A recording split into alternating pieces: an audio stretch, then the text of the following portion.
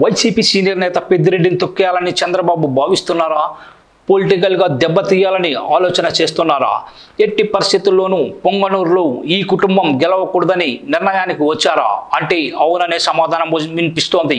మాజీ సీఎం కిరణ్ కుమార్ రెడ్డి ద్వారా పెద్దిరెడ్డికి చెక్ పెట్టాలని చంద్రబాబు భావిస్తున్నట్లు సమాచారం. హైదరాబాద్లో సీఎం చంద్రబాబుతో మాజీ సీఎం కిరణ్ కుమార్ రెడ్డి గంట పాటు సమావేశమయ్యారు. చాలా లోతుగా చర్చించుకున్నట్లు తెలుస్తోంది. పెద్దిరెడ్డి హవా గత 5 ఏళ్లు నడిచింది. పెద్దిరెడ్డి తీరుతో ఇటు చంద్రబాబు అటు కిరణ్ కుమార్ రెడ్డిలు ఇద్దరు అసౌకర్యానికి గురయ్యారు. చాలా రకాల ఇబ్బందులు పడ్డారు. ఆ ఇద్దరు నేతల ఉనికిని ప్రశ్నార్థకం చేయడానికి పెద్దిరెడ్డి విశ్వ ప్రయత్నాలు చేశారు. అందుకే ఇప్పుడు ఆ ఇద్దరు నేతలు వ్యూహాత్మకంగా కలిసినట్లు తెలుస్తోంది. ఇప్పటికే టీడీపీ ఎమ్మెల్యేగా కిరణ్ కుమార్ రెడ్డి సోదరుడు ఉన్నారు. ప్రస్తుతం కిరణ్ బీజేపీలో కొనసాగుతున్నారు. మొన్నటి ఎన్నికల్లో రాజంపేట నుంచి పోటీ చేసి పెద్దిరెడ్డి కుమారుడు మిథున్ రెడ్డి చేతిలో ఓడిపోయాడు.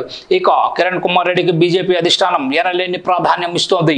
ఈ క్రమంలో బీజేపీ రాష్ట్ర అధ్యక్ష పదవి కట్టబెడుతుందనే విశ్లేషణలు మొదలయ్యాయి.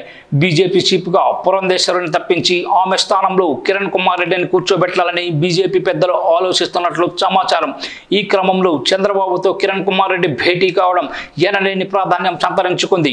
ఇక కిరణ్ కుమార్ రెడ్డి రాజ్యసభ కోసం ప్రయత్నిస్తున్నారని సమాచారం. అందుకే చంద్రబాబును కలిసి తన రాజకీయ భవిష్యత్తుపై చర్చించారనే టాక్ కూడా వినిపిస్తోంది. మరి ఏం జరుగుతుందో చూడాలి.